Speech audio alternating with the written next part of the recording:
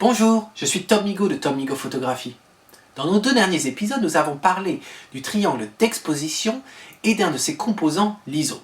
Aujourd'hui, nous allons voir le deuxième composant, l'obturateur. Si vous n'avez pas visionné l'épisode sur le triangle d'exposition ou de l'ISO, je vous invite à le faire.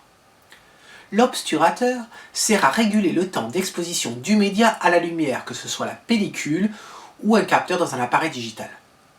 La révolution digitale n'a rien apporté en ce qui concerne l'obturateur, à part peut-être le mode rafale que nous verrons dans un épisode prochain.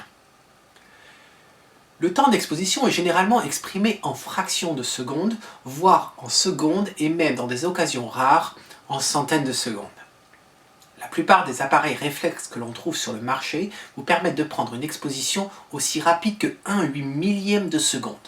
Et dans les cas où ce n'est pas assez rapide, à ce moment-là, on peut utiliser un filtre de densité neutre, que nous verrons dans un épisode prochain également.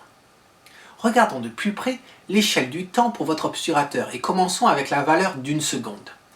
Si nous souhaitions augmenter la rapidité d'exposition, nous passerions de 1 seconde à 1 demi-seconde. Cet intervalle est appelé un arrêt. Si nous augmentions de 1 demi-seconde encore à l'arrêt suivant, nous passerions à 1/4 de seconde. L'arrêt suivant, 1/8 de seconde.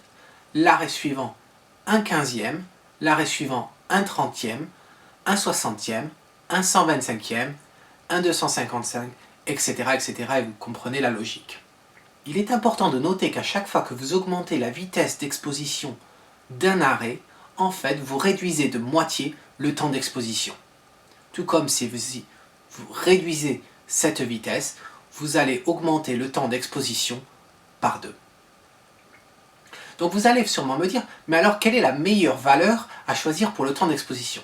Eh bien tout comme l'ISO, ça dépend de la situation que vous voulez capturer. Et oui, plus il y a de lumière, moins vous avez besoin de temps d'exposition. Et inversement, moins vous avez de lumière, plus longue sera votre exposition. Un effet de bord peut être remarqué quand vous utilisez un temps d'exposition prolongé. Effectivement, certaines de vos photos ont pu apparaître floues. Ceci est principalement dû à deux facteurs. Le premier, soit vous tenez votre appareil photo dans vos mains et il est très difficile, avec des temps d'exposition prolongés, de le tenir absolument immobile, ou bien vous utilisez un trépied, mais l'option de stabilisation de l'image sur votre objectif est restée active. Il y a davantage d'informations sur ces deux facteurs d'effet de bord sur mon blog. C'est à peu près tout ce que je voulais vous dire aujourd'hui sur l'obturateur. Davantage d'informations sur mon blog comme d'habitude.